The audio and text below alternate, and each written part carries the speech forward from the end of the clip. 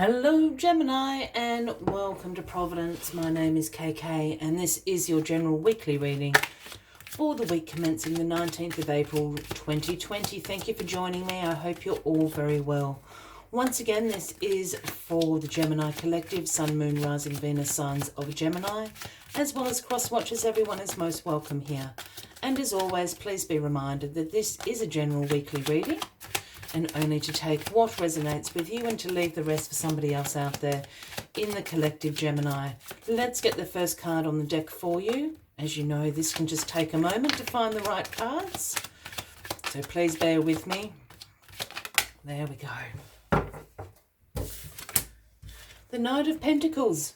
Gemini is riding in this week. The Knight of Pentacles is the slowest moving knight in the tarot, but for very good reason. The Knight of Pentacles brings the offering of hard work, routine, focus, being disciplined. And this is what sees progress and productivity in the life of the Knight of Pentacles. Self-discipline is called for here. As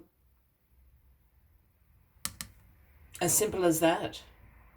If this is somebody in your life, Gemini, we could be talking about a Taurus, Virgo or Capricorn, but I have a feeling this is an energy you are embracing this week.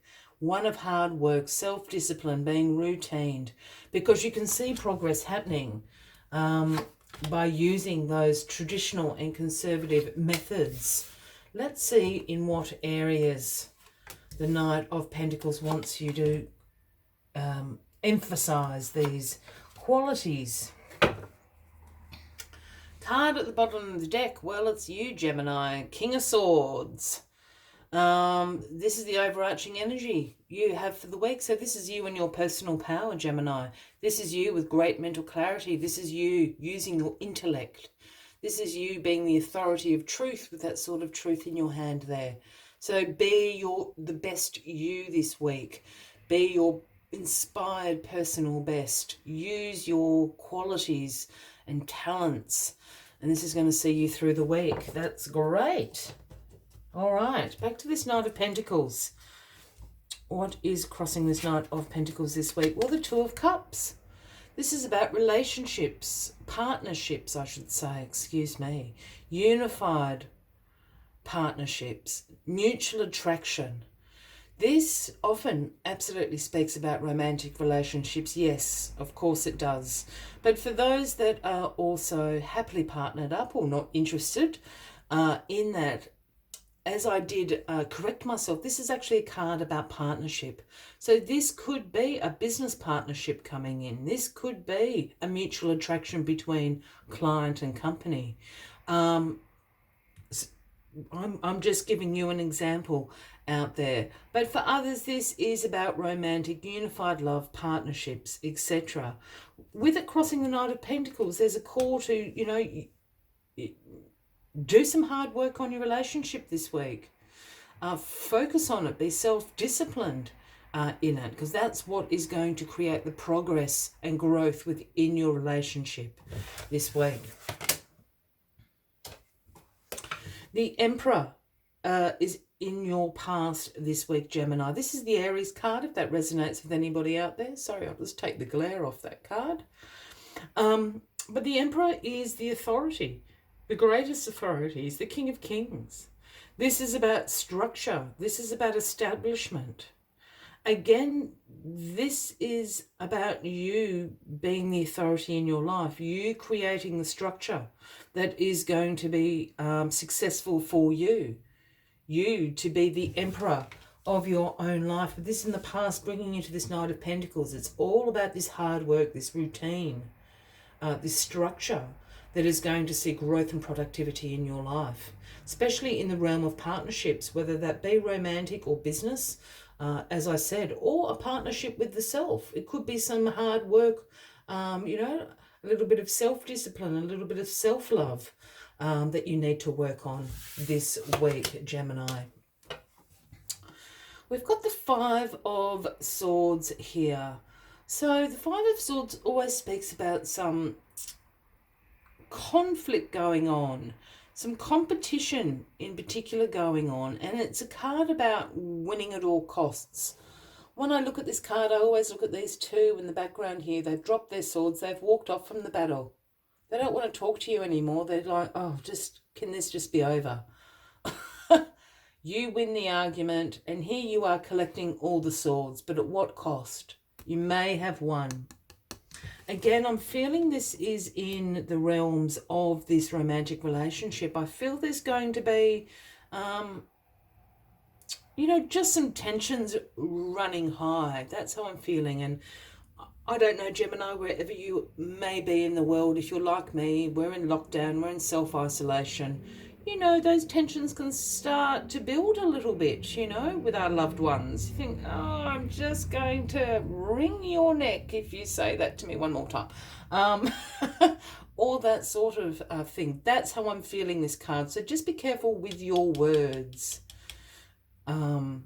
this week, because you might win the argument, but at what cost? People have got long memories. Yeah? Just saying. Options, options, options, options. The Seven of Cups in your crowning position here. Wow. This is a card about opportunities and choices. It's also a card about wishful thinking. This is a really tricky card to read. Sometimes I always read this card as having the caveat of buyer beware, or the phrase, I'm not sure if you're familiar with, not all that glitters is gold. You've got all these opportunities and choices available to you now. And I'll just bring a card up. But some of them aren't the best choices for you. For instance, you probably don't want the serpent up there, and you probably don't want the devil. So choose wisely, I guess, is the main quality of this card. Choose wisely. And again, I think it's choose wisely with your words, with your reactions. I know this is about opportunities and choices, but the choices of how you react to situations. And I think that is what this card is about. In this particular reading, you can choose how you're going to react to a situation. You can choose to react if you're going to be hardworking and focused. If you're watching your words, choose wisely this week. And then we end the week with the Nine of Swords, which is the Nightmares card. This is a card about anxiety, about worry, about fears, those sleepless nights. And we've all had them, and we're all probably going through them a bit at the moment. Those anxieties that keep us up at 2 a.m. and we turn something that was a molehill into a mountain. We know that everything always looks far worse at night than it does throughout the day. And this is this card. This card can also sometimes speak about some mental health issues going on.